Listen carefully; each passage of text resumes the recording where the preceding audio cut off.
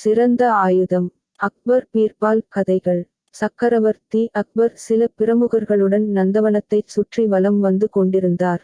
அவருடன் பீர்பலும் இருந்தார். நந்தவனத்தில் மலர்ந்திருந்த ரோஜாப்பூக்களைப் பார்த்து பரவசமான அக்பர், ஆகா! பூமியில் ஒரு சொர்க்கம் உண்டு எனில் அது இந்த நந்தவனம்தான் என்றார். ஆம் பிரபு, நீங்கள் கூறுவது சரி என்று அனைவரும் ஆமோதிக்க பீர்பல் மட்டும் மௌனமாக இருந்தார். அதை கவனித்த அக்பர், பீர்பல், சற்று முன் நான் கூறியதில் உனக்கு உடன்பாடு இல்லையா என்று கேட்டார். பிரபு, இந்த நந்தவனத்திற்கு அழகைத் தருவது இந்த ரோஜா மலர்கள் தான். ஆனால் அழகு எங்கே உள்ளதோ அங்கே அபாயமும் உண்டு என்றார் பீர்பல். ஓஹோ, ரோஜாப்பூக்களில் உள்ள முட்களை குறிப்பிடுகிறாயா என்று அக்பர் கேட்டார். இல்லை பிரபு, நான் அவற்றைச் சொல்லவில்லை என்று பீர்பல் சொல்ல, அப்படியானால் ரோஜா செடிகளின் உள்ளே மறைந்திருக்கும் பாம்புகளை குறிப்பிடுகிறாயா என்று அக்பர் கேட்டார். மனிதனால்தான் பாம்புகளுக்கு அபாயம். நம் காலடியோசையை கேட்டவுடனேயே அவை பயந்து ஓடி விடுகின்றன என்றார் பீர்பல். பின் நீ எதைத்தான் அபாயம் என்று குறிப்பிடுகிறாய் என்று சலிப்புடன் அக்பர் கேட்க, பிரபு, அபாயம் என்பது அழகை மட்டுமல்ல, வலிமை, செல்வம், புகழ் ஆகிய அனைத்தையும் அபாயம் சூழ்ந்து உள்ளது. தாங்கள் பாரதத்தின் மிக வலிமை பொருந்திய, மிக புகழ்பெற்ற, சகல செல்வங்களையும் ஒருங்கே பெற்ற சக்கரவர்த்தி. ஆனால் மேற்கூறிய விஷயங்களினால் அண்டை ராஜ்யத்து மன்னர்கள் தங்கள் மீது பொறாமை கொண்டுள்ளனர். தங்களை வீழ்த்தி வெற்றி வாகை சூட சதித்திட்டம் இட்டவாறு உள்ளனர். அதனால்தான் பூலோக சொர்க்கம் என்று ஒன்று இருப்பதாக நான் எண்ணவில்லை என்றார். பீர்பலின் சொற்கள் அக்பரை சிந்திக்கத் தூண்டின. மறுநாள் சபையில் அக்பர், திடீரென்று ஒருவனை அபாயம் சூழ்ந்தால் அவனுடைய தற்காப்புக்காக பயன்படும் சிறந்த ஆயுதம் எது என்று சபையோர்களை நோக்கி ஒரு கேள்வி கேட்டார்.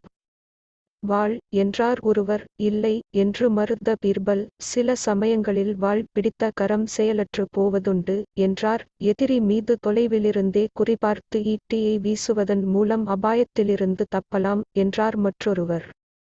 பதற்றத்தில் ஈட்டியின் குறி தவறினால் அது பயன்படாது என்றார் பீர்பல். சரிதான், வாள், ஈட்டி என்று எந்த ஆயுதமுமே சரியில்லை என்றால் எதுதான் ஆபத்தில் பயன்படும் என்று அக்பர் கேட்க, சூழ்நிலைக்கு ஏற்றவாறு சிந்தித்து செயற்படும் நமது அறிவே சிறந்த ஆயுதம் ஆகும் என்றார் பீர்பல்.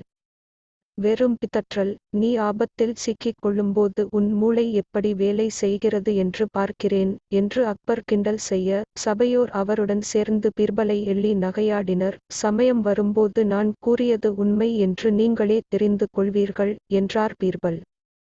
மறுநாள் அக்பர் சில பிரமுகர்களுடன் நதிக்கரையில் உலவிக் கொண்டிருந்தபோது பீர்பலும் உடனிருந்தார். அப்போது ஒரே கூச்சலும் கூக்குரலும் கேட்க, மக்கள் தலை தெறிக்க ஓட்டிக் கொண்டிருந்தனர். சக்கரவர்த்தியைக் கண்ட அவர்கள் ஓடோடி வந்து, பிரபு, ஆபத்து, அபாயம், பட்டத்து யானைக்கு திடீரென மதம் பிடித்துவிட்டது. அது இந்த பக்கம்தான் ஓடி வந்து கொண்டிருக்கிறது. நீங்கள் உடனே ஓடி விடுங்கள் என்று கூச்சலிட்டனர். அவர்கள் கூறி முடிப்பதற்குள் தொலைவில் மதயானை ஓடி வருவது தெரிந்தது.